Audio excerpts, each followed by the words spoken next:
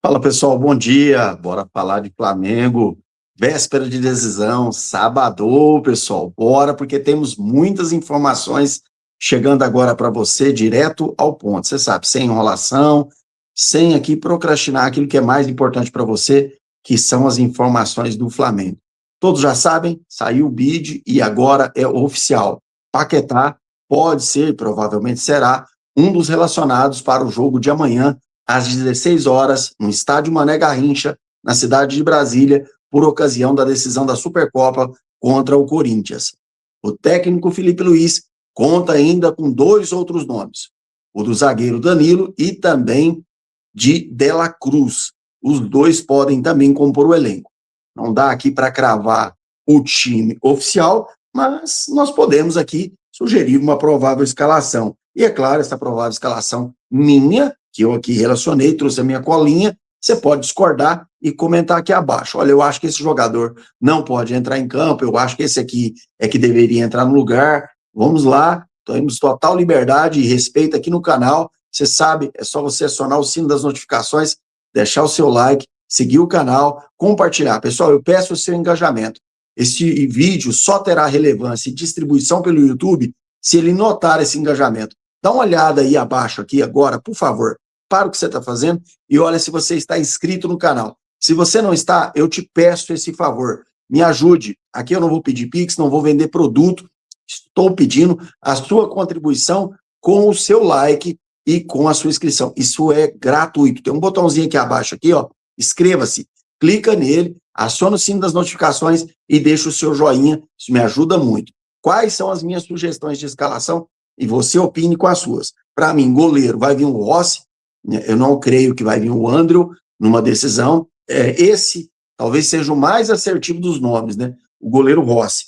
Eu acredito que vai vir Varela, Léo Ortiz e Léo Pereira. O Alexandro, porque vem jogando bem, né? Vem atuando muito bem. Acredito que pode vir o Pulgar, Jorginho, Arrascaeta e Carrascal no meio-campo. E ao ataque nós teremos o Plata e também o Pedro. Bem, talvez aqui eu sei que você poderia ponderar e dizer, mas e o Cebolinha, que está jogando tão bem? Não é hora do Cebolinha entrar em campo e contribuir de forma titular numa decisão? Concordo com você, mas já falei em outros vídeos e volto a repetir. O Felipe Luiz ele tem as suas predileções e elas incluem o Plata, o Samuel Lino e outros demais jogadores. Talvez esses dois um pouco mais acentuada a situação. Então eu não acredito que, infelizmente, também, ao meu ver, Cebolinha saia de titular. Será uma surpresa para mim. E para você? O que você me diz? Você acredita que Cebolinha saia de titular? Se sim, coloque aí nos comentários, porque o seu comentário tem muita importância aqui no nosso canal. E eu olho todos e comento, deixo ali a minha curtida, a depender do comentário, eu respondo de imediato, porque é muito importante esse engajamento seu. Se você não puder escrever ou não quiser escrever, deixa só um emoji, coloca aí um emoji, um joinha, um coraçãozinho, o que tiver aí de pronto para você colocar, porque isso já me ajuda muito nos comentários, tá? Vamos falar de Campeonato Carioca. As coisas contribuíram para o Flamengo, caminharam para auxiliá-lo a não ter os malditos 2 jogos a mais que poderia ter por ocasião do famoso quadrangular da morte. É que os resultados contribuíram, né? E fizeram com que o Flamengo tenha mais favorável essa situação de não disputar esses 2 jogos. Com essa rodada de ontem, sexta-feira, o término dela, né, nós tivemos Fluminense, Bangu, Vasco da Gama e Volta Redonda, ali como os primeiros do grupo A. E deixa eu pegar aqui para vocês a classificação completa como ficou. Ficou Fluminense, Bangu, Vasco, Volta Redonda, Sampaio Corrêa e Portuguesa no grupo A. São 2 grupos no Campeonato Carioca. No grupo B, nós temos Botafogo, Boa Vista, Madureira, Nova Iguaçu, Flamengo e Maricá. Bem, o Flamengo amanhã vai a campo às 16 pela Supercopa. Na próxima quarta-feira, às 21 horas, vai a campo pela segunda rodada do Brasileirão contra o Internacional. E aí, dia 7 de fevereiro, daqui 8 dias, 7 dias, o Flamengo vai jogar contra o Sampaio Corrêa. Essa partida, ela precisa que o Flamengo vença e vença com bom saldo de gols. Porque vai ter 5 outros resultados, que eu não vou aqui tomar o tempo do vídeo te explicando todos eles, mas para que você entenda, são resultados dos quais os 4 times, 2 últimos do grupo A, 2 últimos do grupo B, possam ter o seu confronto já agora nessa, digamos, primeira etapa, né, da Taça Guanabara, para que então não caiam para esse quadrangular em função de disputar o possível rebaixamento para a Série A2 do Campeonato Carioca. Se o Flamengo vencer e vencer com saldo de gols, ainda dependerá de outros resultados. Resultados que podem ou não já fazer com que o Flamengo esteja classificado. Então você que estava aí, né, zoando o Flamengo, né, as coisas não vão bem para você também, né? As coisas não iniciaram muito bem para muitos times no Campeonato Carioca, né? Pessoalzinho aí do Fluminense aí que fica dizendo que já virou prática o Fluminense vencer o Flamengo, a história não é bem essa, né? Sabemos que não é. Os pontos favoráveis continuam sendo para o Flamengo. Hoje, em empate de vitórias de confronto direto, nós temos o São Paulo. Note que eu falei empate. Nem mesmo o São Paulo está à frente do Flamengo em termos de confronto direto. Todos os demais times, o Flamengo está na frente. Inclusive, vocês do Fluminense. Inclusive, o time do Fluminense. E por falar em maus resultados, em baixa de resultado, vamos falar aqui um pouquinho de Palmeiras, né? Ô, torcedor palmeirense, conta pra mim essa história aí, hein? Envolvendo escândalo bancário, tem patrocinador seu, ó, querendo sair fora de injetar dinheiro no time. Na verdade, não é querendo, né? É tendo que sair, né? Porque tem escândalos à vista aí. Vou ficar citando muitos nomes aqui, porque ainda está em fase de investigação.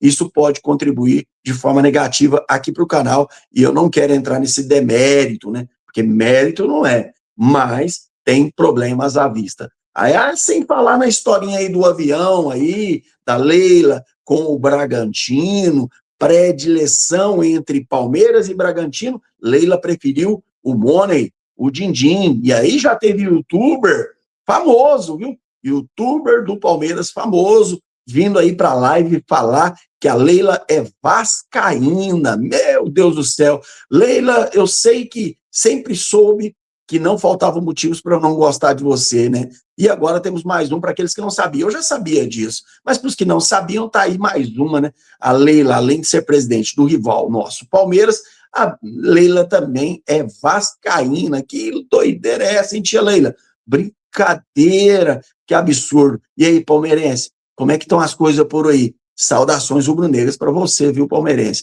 Aqui vai tudo belezinha. Você que já estava aí nas lives dizendo que Paquetá era história da carochinha, segunda-feira vai dar entrevista coletiva após o anúncio oficial. Mas por que está adiando tanto, Marcelo, e demorando? Simples, pessoal, porque amanhã tem decisão e a diretoria de futebol preferiu concentrar-se no que é mais importante. E o que é mais importante nesse momento para nós é a decisão da Supercopa. Já é a primeira disputa com o troféu e o Flamengo poderá, sim, já sair vitorioso. E por falar em decisão de Supercopa, preste atenção no que eu vou te dizer. Para o Corinthians, e é claro que isso aí é só um caso hipotético, em campo é vencer ou vencer para as duas equipes, mas financeiramente, administrativamente, falando de modo economicamente, para o Corinthians, perder para o Flamengo é sinal de mais dinheiro nos seus cofres. Isso porque tem no contrato do Memphis Depay a situação de vitória. Em caso de vitória, o repasse, o percentual de valor ao jogador é maior. E para o Corinthians levar dinheiro para os seus cofres, perder para o Flamengo é mais resultado financeiro do que vencer. Porque em vencendo, a maior parte vai para o Memphis Depay. Sim, eu também concordo com você. Que loucura de contrato é esse, hein? Que situação. Sem falar que nós estamos aí já às vésperas de ter cada vez mais a aplicação do fair play financeiro. E isso vai, com certeza, agravar a situação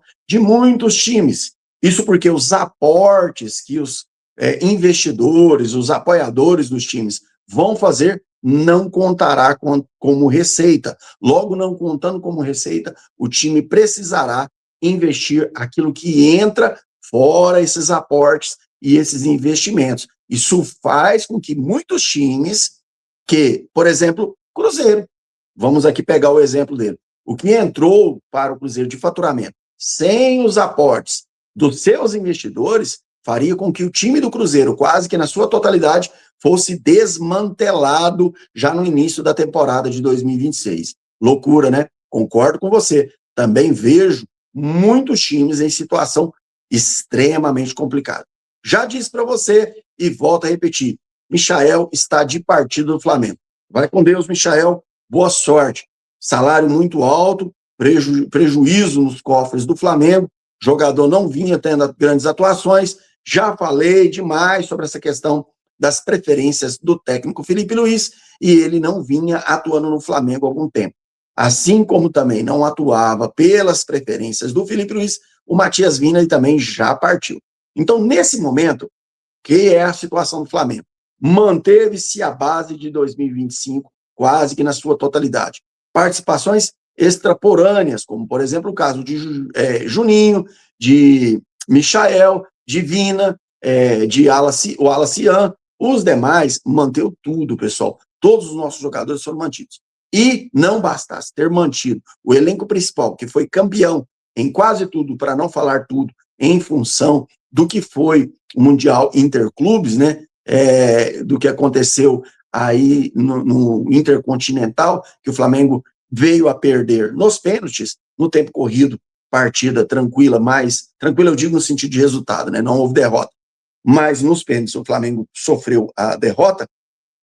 Esse time foi mantido, todo ele, tá lá. E ainda tivemos os 3 reforços que o Flamengo ainda busca a sua quarta opção, que seria uma daquelas 3 que eram as principais do Flamengo. Como assim, Marcelo? Não entendi. 4, porque o Paquetá foi uma oportunidade de negócio, uma repatriação, do qual hoje eu vejo, pessoal. Eu vou te falar qual é a minha opinião em relação ao Paquetá. O Paquetá é um jogador, como muitos aí são, realmente pertencentes àquele clube, porque fazem parte não só da situação de serem jogadores com alto renome, mas também de serem torcedores, né?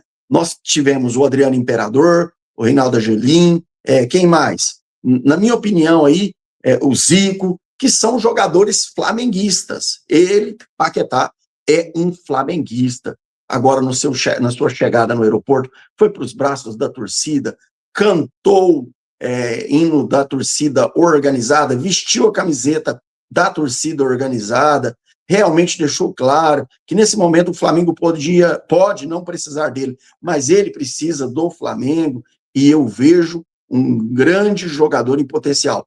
Me pergunto assim, Marcelo, o Paquetá, no seu ver, é um jogador extra? Pessoal, vou dar minha opinião.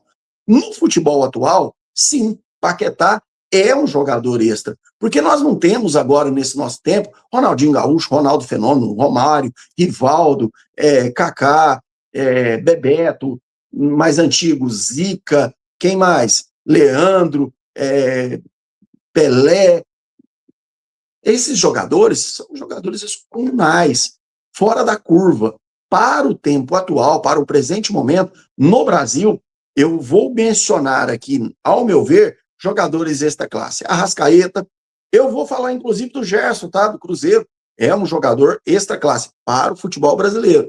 Paquetá, com certeza, está acima da curva. Aí você vai falar para mim, então Caio Jorge também é. Então outros jogadores aí também é. Pessoal, vamos deixar uma coisa bem clara aqui. Esses jogadores são jogadores de uma temporada, tá? Caio Jorge excedeu-se a normalidade do seu futebol. Eu vou usar a palavra medíocre. Entendo o que eu quero dizer com medíocre. Mediano. Um jogador mediano. Porque se destacou na temporada de 2025. Não se destacou mais. O jogador Caio Jorge, ainda em 2026, não fez algo muito fora da curva. Então, com isso, nesse momento, eu vejo sim o jogador Paquetá um extra classe para o futebol brasileiro. A nível mundial, claro que não. Nós temos o Haaland, nós temos muitos outros, Mbappé, nós temos o Dembélé, nós temos ainda em atividade, né, de outra geração, a geração anterior, o Cristiano Ronaldo, o argentino Messi, esses são jogadores na prateleira 1 do futebol, mas são jogadores, eu digo esses dois aí, o Messi e o Cristiano Ronaldo, de outra geração. Na geração atual, nós temos mesmo esses jogadores. E agora, nós temos que entender que para o futebol brasileiro, Paquetá é um jogador dessa classe. E aí eu vou gerar uma pergunta para você, tá? Se o Paquetá não é um jogador dessa classe, na sua opinião, diga para mim aí, nesse momento, você entende que o Neymar é um jogador dessa classe? Nesse atual momento do futebol do Neymar, para você, ele é um jogador dessa classe? Comente aqui abaixo. Se você chegou até aqui no momento desse vídeo, deixe o seu like, se inscreva, acione o sino das notificações, compartilhe esse vídeo, deixe o seu comentário, que ele é muito importante para mim, e eu vou voltar a qualquer momento com mais notícias para você. Saudações e até o próximo vídeo. Até lá!